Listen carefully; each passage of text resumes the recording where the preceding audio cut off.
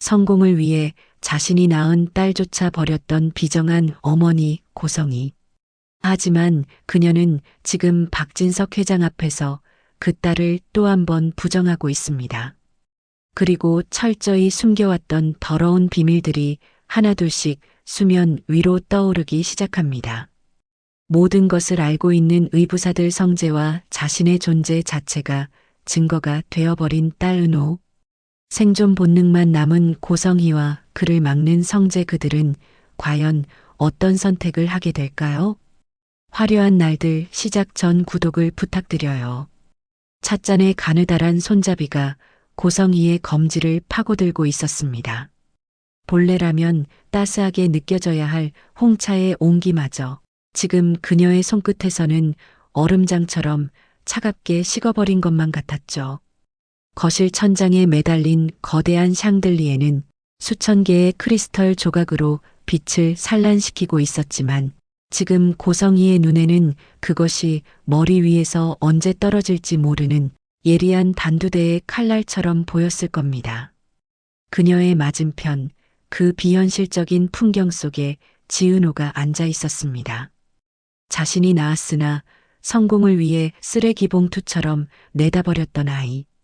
그 아이가 지금 자신의 남편 박진석 회장의 넉살 좋은 웃음 앞에 다소곳이 앉아 있는 것이죠. 그리고 그 옆에는 이 모든 지옥도를 설계한 의부사들, 박성재가 마치 관람객처럼 여유로운 미소를 머금고 있었습니다. 그러고 보니 정말 그렇구나. 은호 양이라고 했나? 자네, 우리 집사람 젊었을 때랑 눈매가 아주 판박이야. 코선도 그렇고 말이지. 그 순간 성희의 심장이 덜컥 내려앉았습니다. 늑골 안쪽에서 무언가가 쿵 하고 떨어지는 소리가 귓가에 이명처럼 울려 퍼졌죠. 식도에서부터 신물 같은 공포가 치밀어 올랐습니다. 혹시 진석이 그 눈동자 속에 숨겨진 더러운 핏줄의 비밀을 읽어낸 것은 아닐까요? 성희는 허벅지 사이에 끼운 왼손을 으스러지도록 꽉 쥐었습니다. 손톱이 살을 파고드는 고통만이 그녀가 지금 현실에 발을 붙이고 있다는 유일한 감각이었습니다. 하지만 그녀는 웃어야 했습니다. 수십 년간 훈련해온 우아한 사모님의 가면이 본능적으로 그녀의 얼굴 근육을 끌어당겼습니다. 아, 그래요? 세상에 닮은 사람은 많다더니. 호호. 입꼬리는 올라가 있었지만 등줄기를 타고 흐르는 식은땀이 실크 블라우스 안감을 축축하게 적시고 있었습니다. 제발, 제발 그 입 좀 다물어. 그녀는 속으로 수천 번을 비명 질렀습니다. 박진석의 시선이 자신과 은호를 오갈 때마다 마치 발가벗겨진 채 광장에 서 있는 듯한 수치심과 공포가 그녀를 옥죄어 왔습니다. 그때였습니다. 찻잔을 내려놓는 발그락 소리와 함께 박성재가 나긋한 목소리로 쐐기를 박아버립니다. 정말 신기하죠, 아버지? 어머니, 혹시 숨겨놓은 딸이라도 있으셨어요? 공기가 얼어붙었습니다. 성재의 말은 농담의 탈을 쓰고 있었지만 그 본질은 명백한 선전포고이자 협박이었습니다. 성재의 시선이 성희의 흔들리는 동공을 정확히 꿰뚫고 있었죠. 그 눈빛은 예전에 순하고 착해 빠진 의부사들의 것이 아니었습니다. 그것은 먹잇감의 목덜미를 문 사냥개의 눈빛 혹은 죄인을 단죄하러 온 심판자의 눈빛이었습니다. 성희는 숨이 막혀오는 것을 느꼈습니다. 이 호화로운 저택, 자신이 젊음을 팔고 영혼을 갈아 넣어 쌓아 올린 이 견고한 성이 고작 저 한마디 말에 모래성처럼 허물어지려 하고 있었습니다. 그녀의 머릿속에는 오직 하나의 생각뿐이었을 겁니다. 들키면 끝이다. 여기서 밀려나면 나는 다시 그 시궁창 같던 과거로 돌아가야 한다. 어머, 성재도 참. 무슨 그런 짓궂은 농담을 하니. 아버지 앞에서 못하는 소리가 없구나. 성희의 목소리가 가늘게 떨렸습니다. 최대한 자연스럽게 넘기려 했지만 문장의 끝이 묘하게 갈라지는 것을 스스로도 느낄 수 있었죠. 진석은 그저 아들의 농담이라 여겼는지 껄껄 웃어넘겼지만 성희에게 그 웃음소리는 사형 선고를 내리는 판사의 망치 소리보다 더 끔찍하게 들렸을 겁니다. 허허, 녀석도 참 농담도 잘하는구먼. 그래, 은호 양은 편하게 있다가요. 우리 성재 후배라니 내 딸 같아서 하는 소리야. 내 딸 같다는 말이 고성이의 가슴을 후벼 팠습니다. 진짜 딸이 눈앞에 있는데 남편은 아무것도 모른 채 인자한 척을 하고 있습니다. 이 기막힌 아이러니 속에서 성희는 현기증을 느꼈습니다. 지옥 같던 티타임이 끝나고 진석이 서재로 들어가자 거실에는 무거운 침묵만이 남았습니다. 성재는 자리에서 일어나 은호를 데리고 현관으로 향했죠. 성희는 그들의 뒷모습을 보며 비틀거리는 몸을 일으켰습니다. 배웅이라도 해야 의심을 사지 않을 테니까요. 하지만 현관문 앞에서 성재가 뒤를 돌아보았을 때 성희는 다시 한번 얼어붙고 말았습니다. 어머니, 조심하세요. 비밀은 생각보다 가까운 곳에서 터지는 법이니까요. 현관문이 닫히는 육중한 소리, 그리고 도어락이 잠기는 전자음이 들려왔습니다. 그제야 성희는 참았던 숨을 몰아쉬었습니다. 다리에 힘이 풀려 그 자리에 주저앉고 말았죠. 후, 폐부가 찢어질 듯한 과호흡이 찾아왔습니다. 그녀는 차가운 대리석 바닥을 손톱으로 긁으며 상체를 숙였습니다. 공포는 순식간에 뜨거운 분노로 치환되기 시작했습니다. 감히 내가 내 목줄을 쥐고 흔들어? 내가 어떻게 여기까지 올라왔는데? 그 가난하고 비루했던 시절, 짐승보다 못한 삶을 견디며 기어 올라온 자리인데, 내가 감히 내 모든 것을 뺏어가려 해? 성희의 눈빛이 표독스럽게 변했습니다. 공포에 질려 파랗게 질렸던 입술은 이제 도끼를 머금고 붉게 달아올랐죠. 그녀는 비틀거리는 몸을 일으켜 자신의 방으로 향했습니다. 거울 속에 비친 여자는 더 이상 우아한 사모님이 아니었습니다. 생존을 위해 무엇이든 물어뜯을 준비가 된 굶주린 짐승의 눈을 하고 있었죠. 그녀는 깊숙한 서랍을 열어 구형 폴더폰 하나를 꺼냈습니다. 아무에게도 심지어 남편에게조차 알리지 않은 비밀의 통로.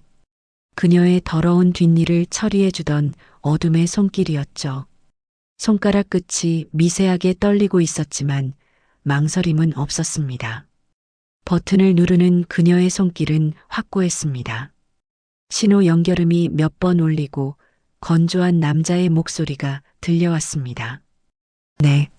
성희는 창밖을 내다보았습니다. 어둠이 내려앉은 정원 그리고 저 방문 너머에 성재가 살아서 숨쉬고 있습니다. 그가 살아있는 한 그녀의 목에는 언제나 칼이 겨누어져 있는 셈이겠죠. 그 사실을 도저히 견딜 수가 없었습니다. 저예요. 네, 말씀하세요. 부탁할 게 있어요. 급한 건데. 그녀는 마른 침을 삼켰습니다. 목구멍이 타들어가는 것 같았죠.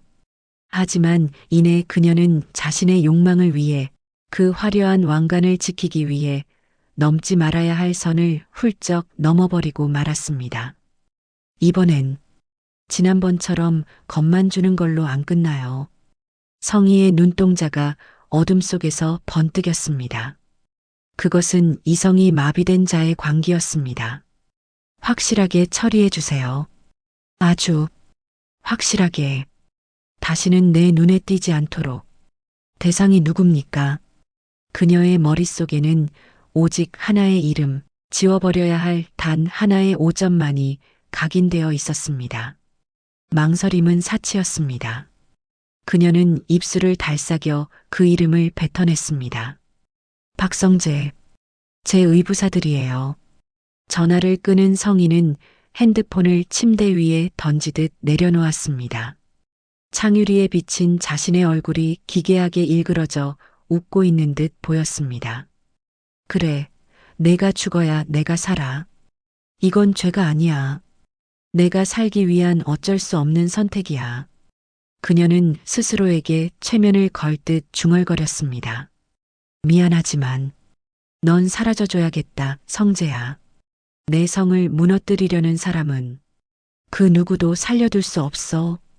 어둠 속에서 그녀의 눈동자가 차갑게 빛났습니다. 그것은 파멸의 시작을 알리는 위태롭고도 불길한 섬광이었습니다. 그녀는 몰랐을 겁니다. 오늘 그녀가 누른 그 통화 버튼이 결국 자신의 목을 조르는 올가미가 되어 돌아오게 될 것이라는 사실을요. 하지만 지금 그녀에게 중요한 건 오직 하나, 자신의 화려한 날들을 지키는 것뿐이었습니다. 육중한 철제 대문이 닫히는 소리가 등 뒤에서 쿵 하고 울렸습니다. 그 둔탁한 금속음은 마치 두 개의 세계를 영원히 격리시키는 단절의 신호 같았죠. 은호는 폐부 깊숙이 파고드는 겨울밤의 칼바람을 들이마셨습니다. 코끝이 아려오는 건 단순히 날씨 탓만은 아니었을 겁니다. 방금 자신이 탈출하듯 빠져나온 그곳, 자신을 낳아준 생모가 사는 저택은 눈이 시릴 만큼 따뜻하고 호화로웠으니까요. 자신이 고아라는 이름표를 달고 차가운 단칸방에서 외로움에 떨며 살았던 그 긴 세월 동안 그녀는 저 높은 성벽 안에서 여왕처럼 군림하고 있었습니다. 참으로 잔인한 아이러니가 아닐 수 없죠. 어머니란 존재가 따스한 품이 아니라 자신의 간을 노리는 사냥꾼에 불과했다는 사실이 은호를 바닥없는 비참함 속으로 밀어넣었습니다. 그녀는 주차된 차가운 차체에 몸을 기댄 채 별 하나 보이지 않는 서울의 밤하늘을 올려다보았습니다. 정말 잔인하네요. 차라리 몰랐으면, 평생 몰랐으면. 입 밖으로 새어나온 독백은 하얀 입김이 되어 허공으로 흩어졌습니다. 그때였습니다. 어둠 속에서 누군가의 발자국 소리가 들려왔습니다. 성재였습니다. 그는 죄인처럼 고개를 숙인 채 은호의 곁으로 다가왔습니다. 가해자의 아들이 피해자에게 사과해야 하는 이 기이하고 슬픈 상황. 성재의 얼굴에는 깊은 그늘이 드리워져 있었죠. 은호 후배, 괜찮아요? 미안해요. 제가 정말 면목이 없습니다. 성재의 그 한마디가 얼어붙어 있던 은호의 마음에 작은 파문을 일으켰습니다. 피 한 방울 섞이지 않은 의부사들은 이토록 아파하는데 정작 핏줄을 나눈 엄마는 자신의 생명조차 도구로 여겼다는 사실이 뼈아프게 다가왔습니다. 은호는 울지 않으려 아랫입술을 꽉 깨물었습니다. 여기서 눈물을 보이면 정말로 저 화려한 지옥에 패배하는 것만 같았거든요. 선배가 왜 미안해요. 잘못한 사람은 따로 있는데. 고개 드세요, 선배. 은호는 억지로 덤덤한 척 목소리를 가다듬었습니다. 하지만 속으로는 목 놓아 소리치고 싶었을지도 모릅니다. 왜 하필 나냐고, 왜 나에게만 이런 끔찍한 비극이 일어나느냐고 말이죠. 성재는 은호의 떨리는 어깨를 보며 깊은 한숨을 내쉬었습니다. 그는 알고 있었습니다. 지금 그가 해줄 수 있는 유일한 위로는 그녀를 대신해 분노하고 그녀를 지켜내는 것뿐이라는 사실을요. 제가 막을게요. 고성애 씨가 다시는 은호 후배한테 접근하지 못하게 할게요. 약속할게요. 그 말에서 느껴지는 진심이 은호를 버티게 했습니다. 아무도 믿을 수 없을 것 같았던 세상에서 역설적으로 가장 믿을 수 있는 사람이 성재 선배라니요. 은호는 주머니에서 꼬깃꼬깃해진 쪽지 하나를 꺼냈습니다. 손끝이 미세하게 떨리고 있었습니다. 그것은 또 다른 피해자, 우진의 행방이 적힌 종이었죠. 우진이 부산에 있어요. 성혜 씨가 찾지 못하도록 피해 있는 상태예요. 그 애도 불쌍한 애예요. 은호의 목소리에 물기가 어린 건 어쩔 수 없었습니다. 우진이 자신의 간을 이식해준 오빠. 하지만 그 아이 역시 엄마의 탐욕이 만들어낸 또 하나의 희생양임을 은호는 알고 있었습니다. 미워해야 마땅한데 미워할 수조차 없는 이 지독한 악연의 고리. 선배가 형으로서 우진이 좀 잘 보듬어 주세요. 엄마 욕심에 희생된 거니까. 그의 잘못은 아니잖아요. 성재는 은호가 건넨 쪽지를 소중히 받아들었습니다. 두 사람의 손이 잠시 스쳤을 때 서로가 공유하고 있는 상처의 깊이가 전해지는 듯 했습니다. 차가운 겨울바람이 두 사람 사이를 휩쓸고 지나갔지만 그 순간만큼은 묘한 연대감이 온기를 만들어내고 있었죠. 걱정 마요. 우진이도 은호 후배도 제가 지킬게요. 더 이상 어머니 뜻대로 되게 두지 않을 겁니다.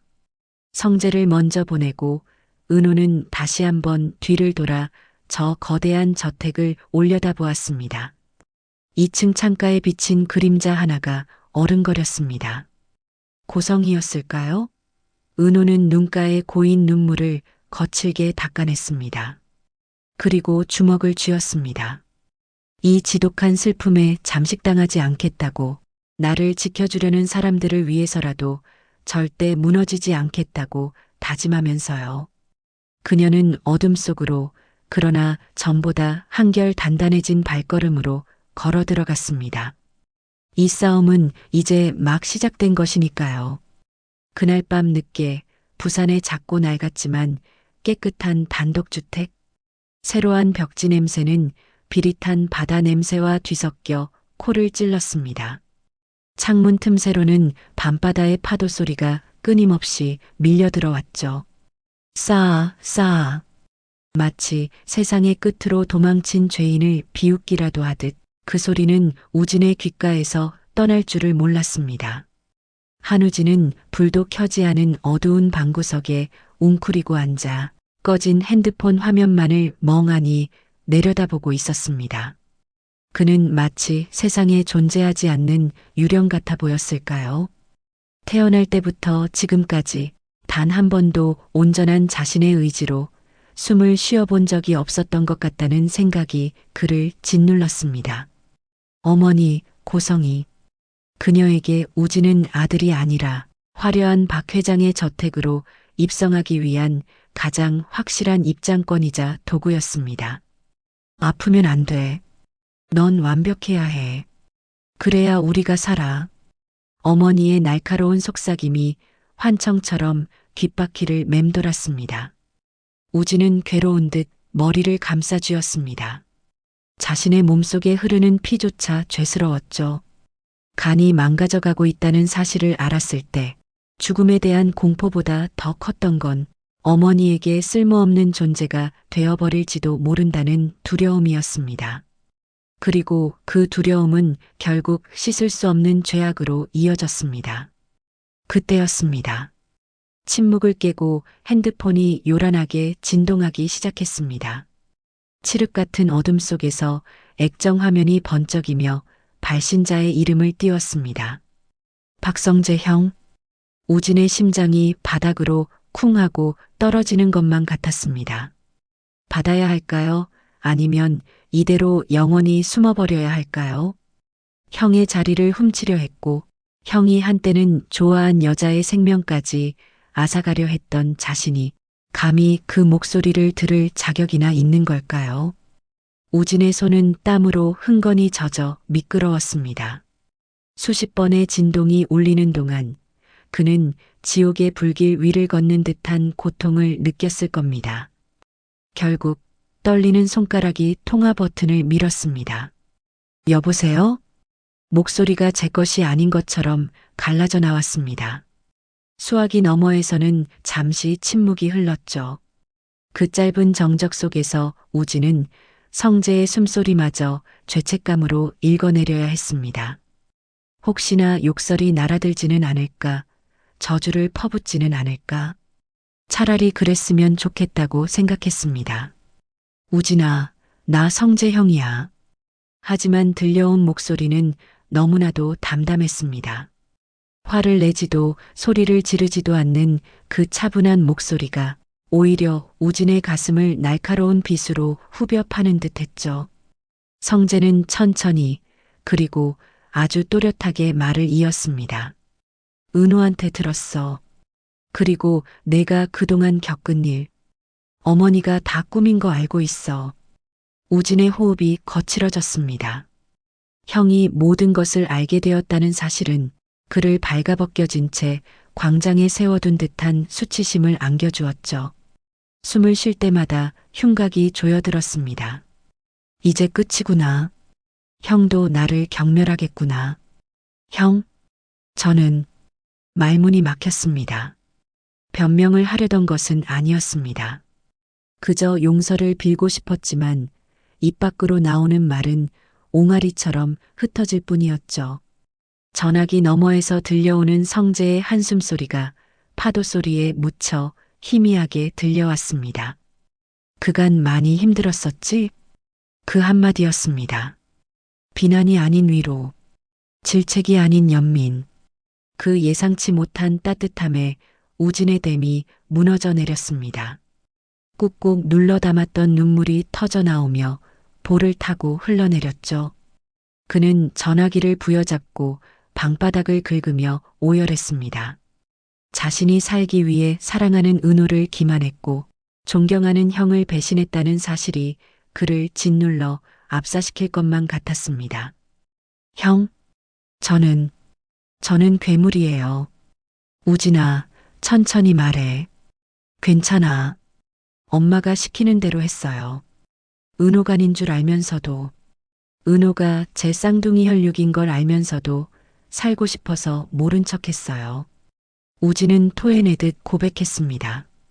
그것은 살점이 뜯겨나가는 듯한 고통스러운 참회였습니다. 태어날 때부터 저는 엄마의 계획 안에 있었어요. 은호는 버리고 저만 데려온 것도, 저를 박진석 회장님 아들로 키운 것도 다 저를 완벽한 후계자로 만들기 위해서였대요. 저는 사람이 아니었어요, 형. 그냥 부품이었어요. 우진의 목소리에는 오랜 세월 쌓인 상처와 분노, 그리고 자기 혐오가 진득하게 배어 있었습니다. 간이 나빠진 것도 숨기라고 했어요. 병력이 있으면 후계자 자격에서 탈락한다고요. 그래서 몰래 미국 병원 다니면서 치료받았는데 결국 이식밖에 방법이 없다고 하더라고요. 그래서 엄마가 은호를 찾아낸 거예요. 형은 아무 말 없이 듣고만 있었습니다. 그 침묵이 우진에게는 더 없는 형벌이었습니다. 차라리 때려달라고, 욕해달라고 빌고 싶었죠. 저는 정말 은호가 좋았어요. 저한테 그렇게 따뜻하게 대해준 사람 처음이었거든요. 그런데 엄마는 그런 은호를 그냥 간 공여자로만 봤어요.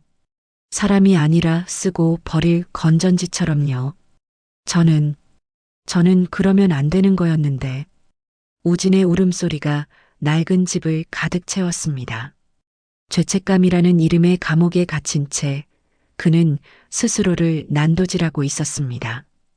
은호의 간을 받지 않겠다고, 차라리 죽겠다고 엄마에게 대들었던 그날 밤이 떠올랐습니다. 그때 고성이가 했던 말은 어머니로서의 말이 아니라 악마의 속삭임이었죠.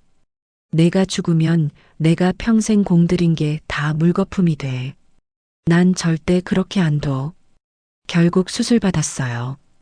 은호가 워낙 착해서 제 사정 듣고 자기가 하겠다고 했거든요. 저는 그 착한 마음을 이용했어요. 비겁하게 숨어서 내 목숨 하나 건지겠다고. 형, 정말 죄송해요. 죽을 죄를 지었어요. 흐느낌에 말이 자꾸만 끊겼습니다. 우진은 무릎을 꿇고 이마를 바닥에 찍고 싶었습니다.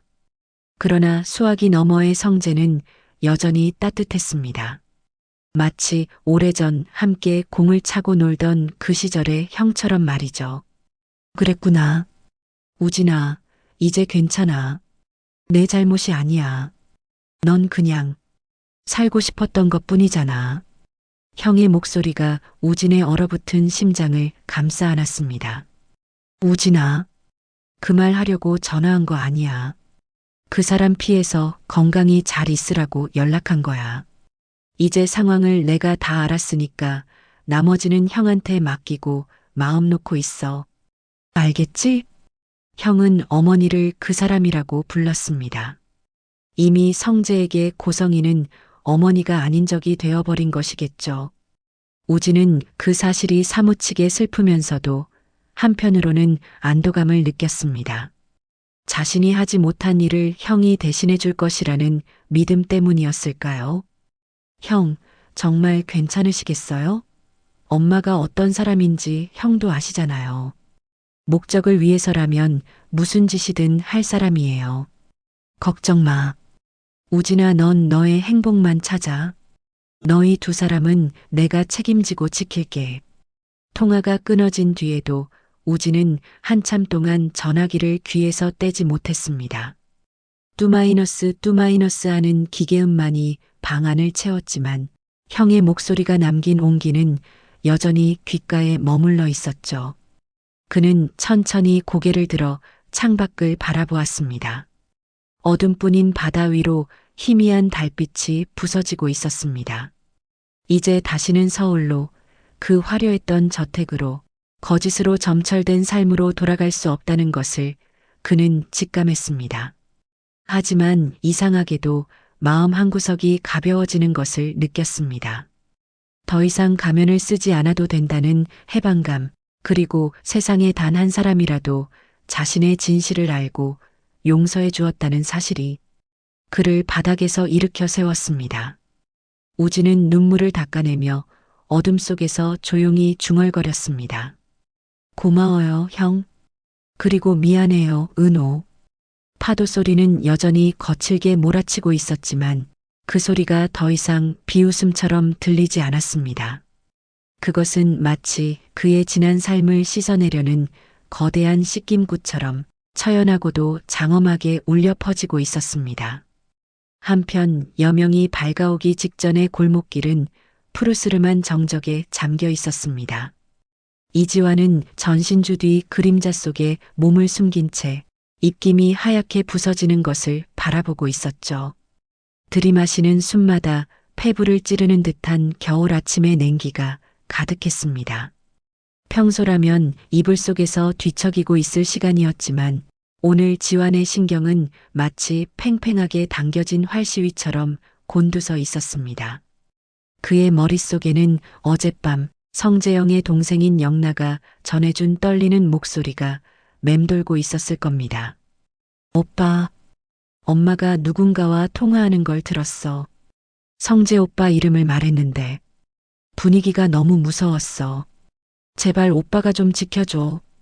그 불안한 예감은 지완의 본능을 자극했습니다. 그는 알고 있었죠. 고성이라는 여자가 자신의 성을 지키기 위해서라면 타인의 목숨쯤은 가볍게 짓밟을 수 있는 종류의 인간이라는 것을요. 지완의 눈은 매처럼 주위를 훑었습니다. 지나가는 길고양이 한 마리의 움직임조차 놓치지 않으려는 듯 말이에요. 그때였습니다. 골목 저편에서 익숙한 실루엣이 걸어오고 있었습니다. 성재영이었습니다.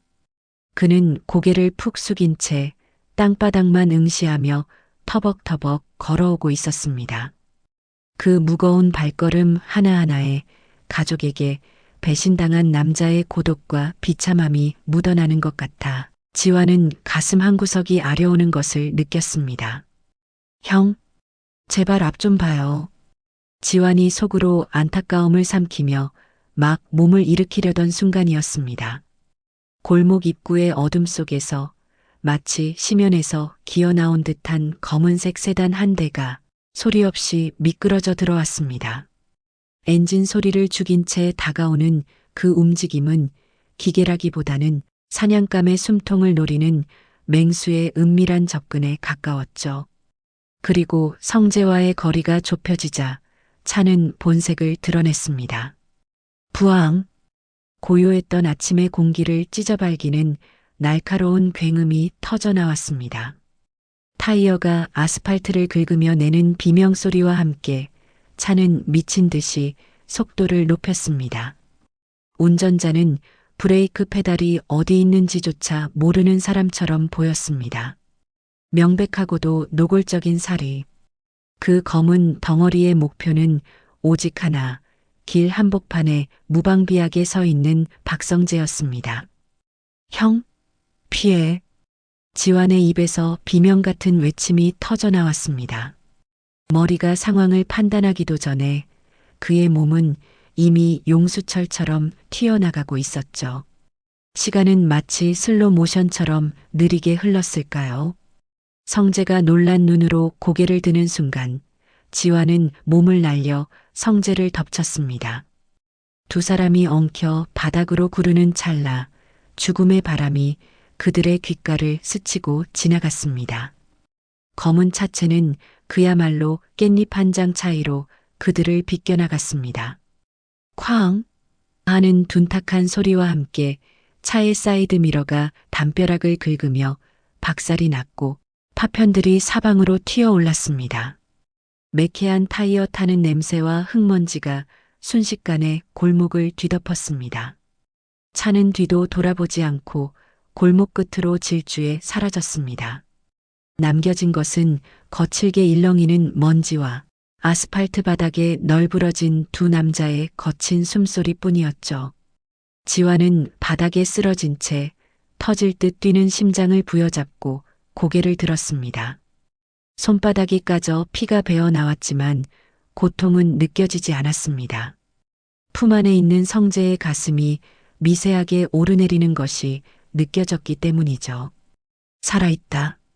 지완은 안도감과 동시에 머리끝까지 치솟는 분노를 느꼈습니다. 미친. 진짜였어. 진짜 죽이려고 했어. 사람이. 어떻게 이래. 지완은 욕설을 씹어뱉으며 성재를 일으켜 세웠습니다. 흙투성이가 된 성재의 얼굴은 창백하게 질려 있었지만 다친 곳은 없어 보였습니다. 성재는 떨리는 손으로 자신의 옷에 묻은 먼지를 털어내며 방금 사라진 차의 뒷모습을 멍하니 응시했습니다. 그의 눈동자는 공포를 넘어선 무언가로 흔들리고 있었습니다. 그것은 현실을 자각한 자의 충격이었을까요? 지완아.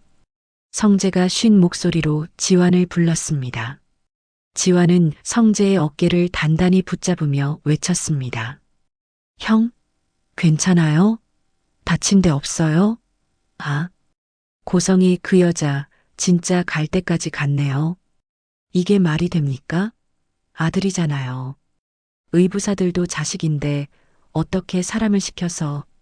지완의 목소리에는 물기가 서려 있었습니다. 분노라기보다는 슬픔에 가까웠죠. 하지만 성재는 의외로 차분했습니다. 아니, 그것은 차분함 속에 섬뜩할 정도의 냉기를 품은 침묵이었습니다. 성재는 천천히 고개를 돌려 지완을 바라보았습니다. 그의 눈빛은 방금 죽다 살아난 사람의 것이라고는 믿기지 않을 만큼 깊고 어두웠습니다. 고맙다, 지완아. 네 덕분에 살았다. 성재의 목소리는 낮았지만 단단했습니다. 그리고 네 덕분에 확실히 알게 됐어. 어머니가, 아니, 고성애 씨가 어디까지 추락했는지. 성재는 주먹을 불끈 쥐었습니다. 손등에 핏줄이 붉어져 나올 정도로 강한 힘이 들어가 있었죠. 그동안 성재의 눈에 담겨 있던 가족에 대한 미련이나 일말의 기대 같은 온기는 그 순간 완전히 증발해 버렸습니다. 이제 그 자리를 채운 것은 악을 심판하려는 집행자의 서늘한 눈빛뿐이었습니다. 증거가 필요해. 저 차를 운전한 사람, 그리고 사주한 사람. 분명 인근에 증거 영상이 남아있을 거예요. 저 앞 편의점이랑 빌라 입구에. 제가 다 뒤질게요. 놈들이 빠져나갈 구멍은 없어요.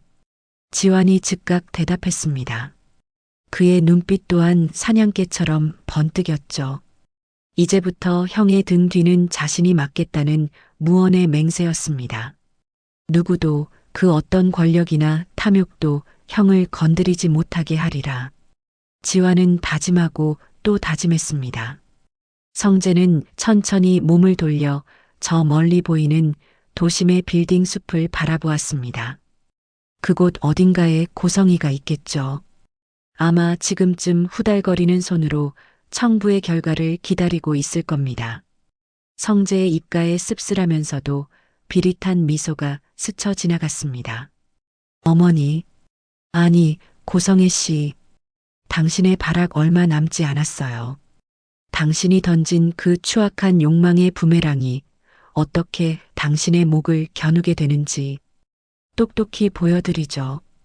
두 남자가 서 있는 곳에는 여전히 짙은 그림자가 드리워져 있었죠. 지화는 성재의 뒷모습을 보며 직감했습니다. 방금 전의 사고로 우리가 알던 착한 아들 박성재는 죽었다는 것을요. 지화는 성재의 곁에 나란히 서서 그와 같은 곳을 바라보았습니다. 화려한 날들 뒤에 숨겨진 추악한 민낯을 벗겨내기 위해 그들은 어둠 속으로 걸음을 옮겼습니다. 탐욕에 눈이 멀어 아들마저 죽이려 한 비정한 모정. 하지만 그 악수가 오히려 잠자던 사자의 코털을 건드리고 말았습니다. 성재와 그를 지키려는 지환의 반격. 가면은 벗겨졌고 이제 남은 건 처절한 응징뿐입니다. 화려한 날들, 이들의 전쟁은 어떤 결말을 맺게 될까요? 과연 성재는 고성희의 악행을 밝혀낼 수 있을까요? 그리고 지환이 확보한 증거는 무엇일까요? 여러분의 의견을 남겨주세요. 구독과 좋아요 부탁드립니다. 감사합니다.